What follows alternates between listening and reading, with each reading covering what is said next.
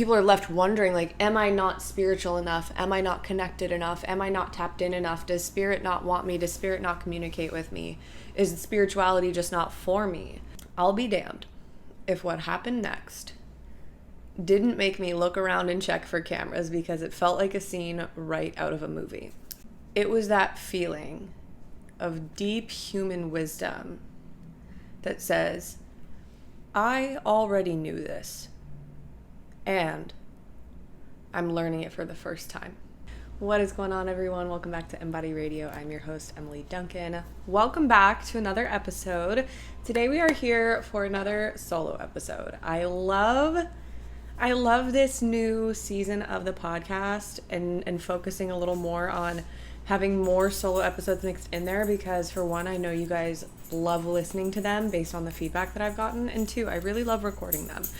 So today's episode, I have a Google Drive.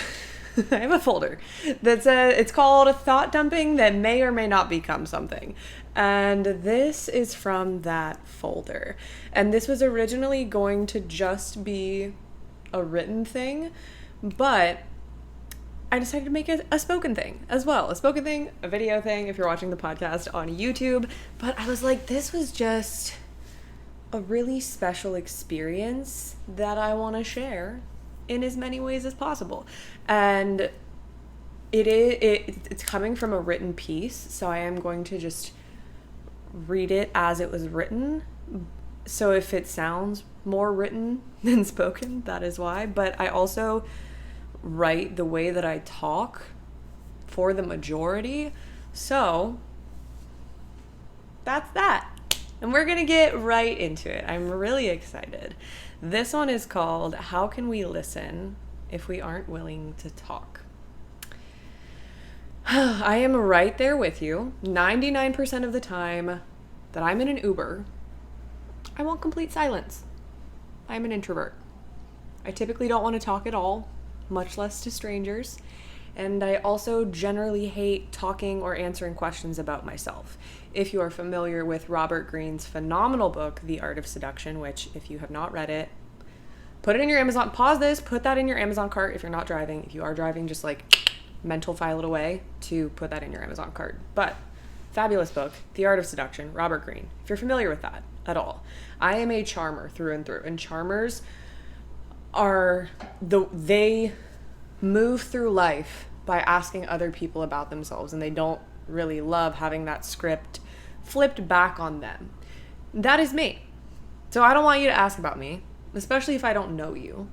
And especially if we're in an Uber, and especially if we're in an Uber at 8:30 a.m. on a Tuesday. I want to listen to my podcasts. I want to think my thoughts, but I definitely don't want to talk.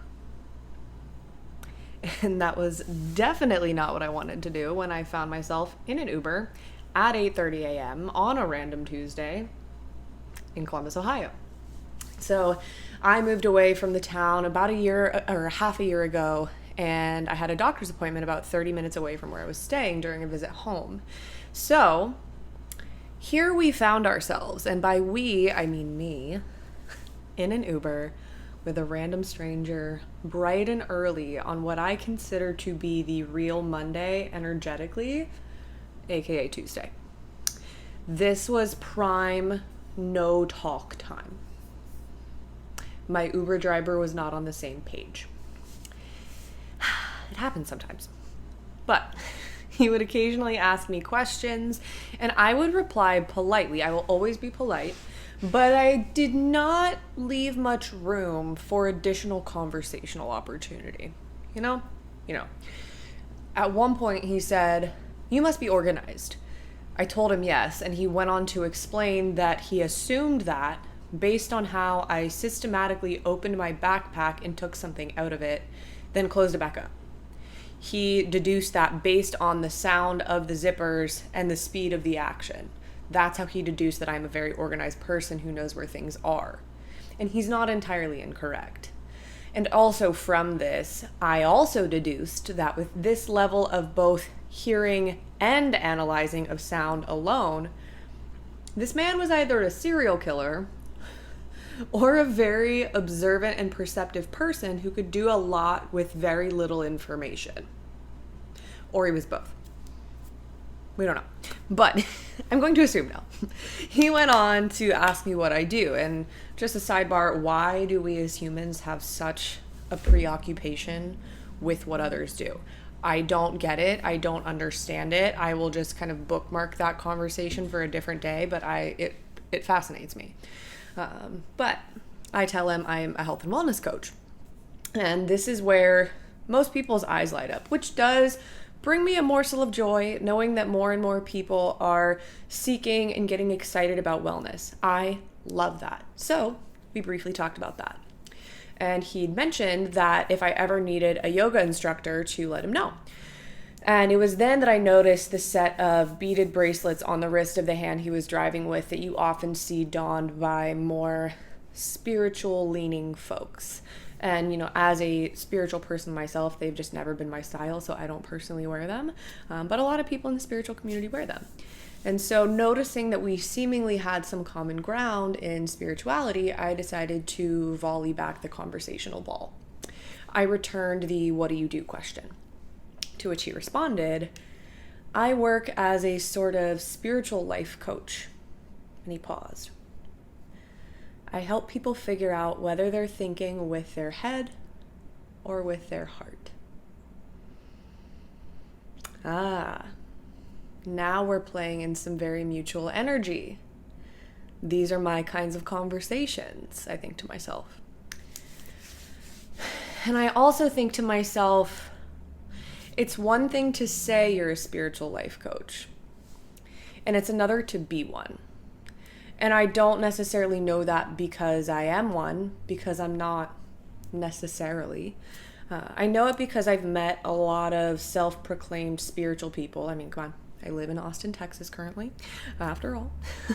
And while many of them are truly deeply spiritual, I've also met a lot of people that are less spiritual and more just profit-driven, riding the trend of spirituality type people, which that is fine. I am not going to judge anyone. It's just not my jam. It's not my jam. And so as we reach this sort of conversational summit, it's taken the whole ride to build to this point. But I noticed where we are on our path, and we're well over halfway there. And based on the exit and the surroundings, we have a solid 3 to 5 minutes of quality conversation left in our journey, including the inevitable denouement of our conversation and the obligatory au revoirs and the be wells upon drop-off. All of that to say, we are running out of time, which means I need to ask a very meaningful and directed question. And as a skilled charmer and as a podcast host, I know that this is the moment in the interview. We've reached critical mass. This is the moment in the interview where the quality of my next question determines the direction and the continued quality of the conversation and the value that the listener, which in that exact instance was just me, but now extends to you, the quality that the listener gets from the interaction. So what I want you to picture right now is picture the Zach Galifianakis, The Hangover math equation meme where he's, doing all the mental math, and I'm Zach Galifianakis. I know the beard looks really nice. It becomes me. You don't have to tell me. I get it. Looks so good. But picture me as that meme. Picture me. So maybe it wasn't the perfect question, but it was all I could muster on a time crunch. So I ask, how do you help people figure out if they're thinking with their head or with their heart? I love a tangible, how can we put this in practice question. And I'm someone who thinks a lot, like way too much. I'm also a very personally frustrating, maybe it frustrates people in my life, I don't know, probably, but personally very frustrating split of very logical and, in the mind, and also very intuitive or more emotionally inclined or in the heart/soul. I'm like that even split of both of those. And in short, decision making is a fucking trip for me sometimes, right? At best, this provides me with a broader perspective, and at worst, it's a war zone between the ears, right? And it's arguably the cause for my resting bitch face 99% of the time. I'm just thinking, and I am annoyed with myself. The RBF is directed at no one but me. So, just know. If you ever catch me with the RBF, it's not at you, it's at me. We're having a deep conversation between the ears. But this question, as a result of all of that, was about 20% plea and 80% my brainy ego expecting to get an answer that didn't really help me much or didn't offer any wisdom I hadn't already learned. But I'll be damned if what happened next didn't make me look around and check for cameras, because it felt like a scene right out of a movie. He looks in the rearview mirror at me, making sure to meet my gaze, even just for a moment, and he says, "When someone is thinking from a place of fear, they're using their mind. When someone is thinking from a place of love, they're using their heart." And maybe it's not the most profound thing you've ever heard. Maybe it is. But what really got me was how fucking simple his statement was. It was that feeling of deep human wisdom that says, I already knew this, and I'm learning it for the first time. You see, fear is a teacher and a motivator. Fear, from a biological perspective, our brains are wired to scan for threats in our environment, right? The amygdala, for example, is the region of the brain that helps us process fearful and or threatening stimuli in our environment. And P.S., if you have any sort of trauma background, history, PTSD, anything like that, your amygdala may be hyperactive, aka it's working overdrive. So welcome to the club. It's a fun time. But in general, what we experience as fear could also, in my eyes, be referred to as a sort of threat aversion system. AKA, if we're afraid of something, we are going to avoid it so that we can avoid being hurt or being hurt again, and the species can continue to evolve and blah, blah, blah, blah, blah, right? From a primal perspective, fear helped keep us alive. But it's 2022. And certainly there is still plenty to fear. Simply being alive is a threat to our safety, Humaning is hard, and it's complex, and it's nuanced, and it's layered, and it's fucking exhausting sometimes. I'd say a lot of times. All the while, we sit here and we say, I want to live a fulfilling, abundant life. I want to meet and become my highest self. I want to fall in love and make magic and connect to my intuition and understand that I am God and so are you, and we're all just God experiencing itself over and over and over again in this lifetime. Right? And while the process to those above things can be scary sometimes, the core of all of those above desires is love. When we're in fear, we're operating from a place of avoidance. I don't want that thing to happen to me. A very valid example. I don't want to be eaten from a saber-toothed tiger, so I'm going to run. I'm going to flee. But when we're talking about what we do desire, we're operating from a place of openness and love and attraction. When we're afraid, we're closed off. Whether it's because we're running or hiding from a given threat or from something else entirely or doing something else entirely. So wouldn't it reason to say that when we're thinking and making decisions from a place of fear, that we're closed?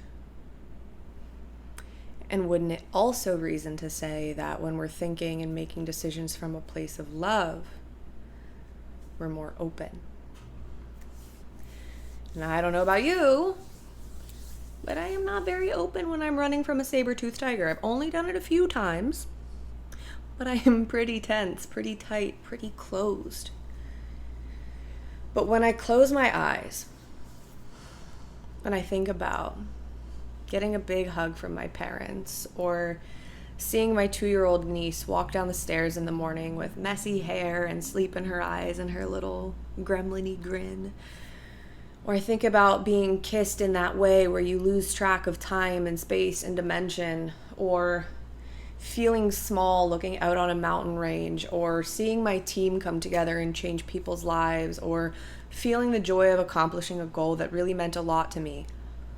All of those things, I'm open as fuck. My body floods with warmth and peace and calm, and I can actually somatically feel love happening in my body. And chances are, when you recalled similar memories of love, you felt that same expansion happening inside of you. Just like when you recalled similar memories of fear, you felt that tightness, that stuckness, that wind knocked right out of you feeling that accompanies any major blow. Your body knows. Your body knows. There is a wisdom inside of you, inside of each and every one of us, each and every one of you, that speaks so simply and so clearly, just as simply as my Uber driver spoke to me. And it may take some time, some unpacking and unlearning, to get back to that innate state of wisdom and form of communication. But it exists in you. It exists in me. It exists in all of us. So, the next time you're sitting with a decision, no matter how big or small, try giving your body the mic. Are you feeling constricted, retracted, small, anxious, or maybe not able to feel at all? Are you numb? Does your jaw clench? Does your chest tighten? Does your stomach knot? Do your eyes just dart all around the room? Like, oh my God, oh my God. Or are you feeling warm, expansive? Like you can actually, expansive not just in like the esoteric, like, oh, I'm expanding. Expansive, like you can actually feel more of the energy and space available within your physical body. Do you feel calm, even amidst some excitement? Do the corners of your lips turn up slightly? Does a hand organically and naturally find itself resting on top of your heart? Just like, yes, this is it. This is right. Do you melt into your seat a little? Does time cease to exist, even for a moment, because instead of running or hiding from something, you are right fucking here? I can't promise you that this is ubiquitously correct. But if you're sitting here reading this or listening to this now on the podcast or on YouTube, and you are perhaps almost imperceptibly nodding along, thinking, I already knew this, and I'm learning it for the first time, then I would say what I've come to know to be true the longer I spend on this spinning rock continues to be true. And it's that we're all unique, but we're truly not that different. We want similar things: love, meaning, connection, abundance, truth, depth. And we don't want similar things: pain, fear, danger, scarcity, deception. And we all, self very much included, have a lovely habit of making all of that more complicated than it actually is, because we're so shit tired and wired that we've completely forgotten how to connect to our own truth and in doing so, forgotten how to connect to and with each other. We've forgotten how to talk to each other, to our own bodies. We've forgotten how to talk. And sometimes, and in my experience, oftentimes, the most spiritual moments don't happen at a yoga retreat or at a breathwork seminar or while listening to sound bowls or even during a psychedelic journey. And believe me, I have done and participated in all of those things. I've never done a yoga retreat, but I've done plenty of the quote unquote spiritual things, right? The psychedelic journeys, the breathwork events, the sound bowls, the this, the that. And there are absolutely spiritual things that come from those. But what I've learned to be even more true and more consistently true is that some of the most spiritual moments are in what seem to be the most mundane surroundings. Maybe it's at a coffee shop. Maybe it's on a walk in the woods. Or maybe it's in an Uber at 8:30 a.m. on a random Tuesday in Columbus, Ohio. Wherever it is, so it is. And so it shall be. Because Spirit gives no fucks. Spirit has no rules. And so it bears repeating. How can we listen if we aren't willing and able to talk? So, truly one of the more spiritual moments in my life. And I think something that gets lost within the spiritual communities online sometimes, and I'm not saying it's all like this, and I'm not saying that I hate the online spiritual community. I love it. But I think a lot of what happens is people make things out to be so complicated and so big and so like, oh my God.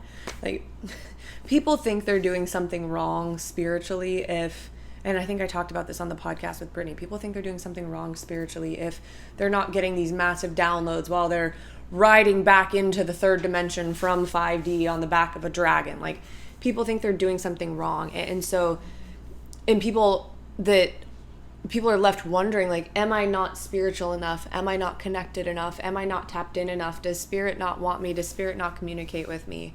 Is spirituality just not for me? And I'm here to tell you that that's not the case. Spirituality isn't just these giant gestures and experiences and breakthroughs and downloads. Spirituality is the fucking smallest things that are actually the biggest things. And so if you've been feeling spiritually disconnected because you're not experiencing things that you deem to be big enough, start paying more attention to the true, honest importance of the subtleties in your life, in the small moments in your day, in nature. Nature is one of the most spiritual things. And also paying attention to each other. I think one of the hallmarks of spirituality, at least for me, is the uniqueness of the human experience and the fact that we can communicate with ourselves and with each other in the ways that we can. So those are my thoughts. That's my heart. And just, with any of this stuff, I'm not some all-knowing guru. I'm not an ascended master by any means. I'm just a person living and walking through all of this.